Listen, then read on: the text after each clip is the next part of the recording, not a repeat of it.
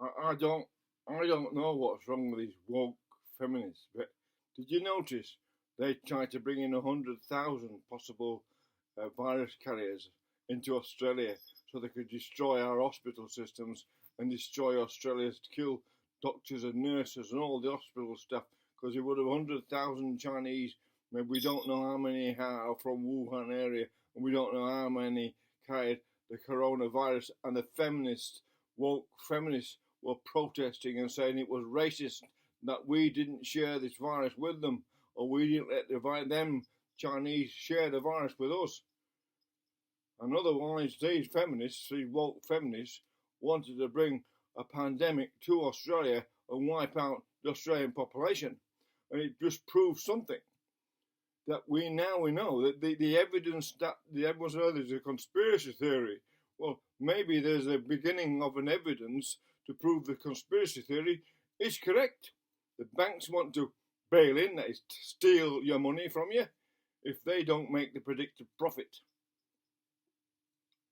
And feminists, woke feminists, part of this PC campaign, along with the banks, want to bring 100,000 Chinese in and saying you're racist if you don't, to try and talk people.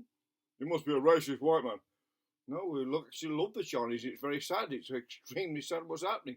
Nonetheless, to want to bring 100,000 in to this country, then would cause and they're all over the place at the universities. Then what? They're killing, destroying the university, the campuses all over Australia. That's what these feminists were going to do. Try to destroy the youth and totally stuff the education system up of Australia. That's what this was all about. The feminists, I saw them protesting that it was racist to stop the Chinese coming in here, all the 100,000 Chinese students, and that's enough, if you think about it, to destroy this nation and destroy all the school, all the education systems, all the universities would have been closed down, all the hospitals would have been overcrowded with people who have got to deal with it in their own country, and there would have been no room then for all our normal illnesses that we get here when we know we need the free health system. The health system is meant for people who are citizens of this country, not foreigners. But these feminists, these woke feminists, wouldn't have that. They don't consider anything other than be able to talk people because they're part of the program 3C, to sort of decimate the human population one way or the other, and they have proved it by demanding 100,000 Chinese are coming to Australia with, we don't know how many potential virus carriers there were, and it's enough. That's enough to expose feminists, woke feminists, for what they really are. Part of some sort of bizarre program, along with the banks, who are trying to tell us we don't know nothing, we don't know, we can't work out, Australia cannot reduce or affect the climate. In fact, the oscillations in the sun, 11-year sun cycles and the lentivic cycles are two different cycles which say within a 30-year period you get many different temperature rises and falls by 1 or half a degree. So how can you say in 30 years' time you're going to lower the temperature by 30 degrees if the Earth is furthest away from the sun? It's going to lower its temperature anyway.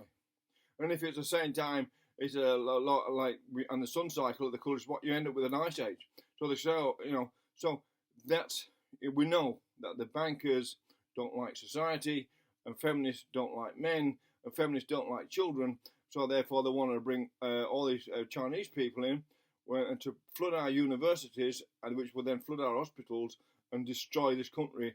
Within a few months, this country would come to a standstill. No hospitals, no services, nothing, no universities, because of woke feminists. That's enough. That should be enough to make the world alert how dangerous these, even if they did it out of ignorance. The arrogance of them and ignorance goes together to make them dangerous. So they don't understand how to deal with the virus, and they've been to university, and they're the spokespeople at university. It just shows you universities themselves are part of this program to dumb down society, when it turns out university students that are so thick they do not know what you have to do with quarantine and isolate a nation and isolate communities and isolate the people with the virus from the people without it. But that's what's called fair, and everyone knows that. except some university educated woke feminists who are extremely dangerous, and they've just proved it.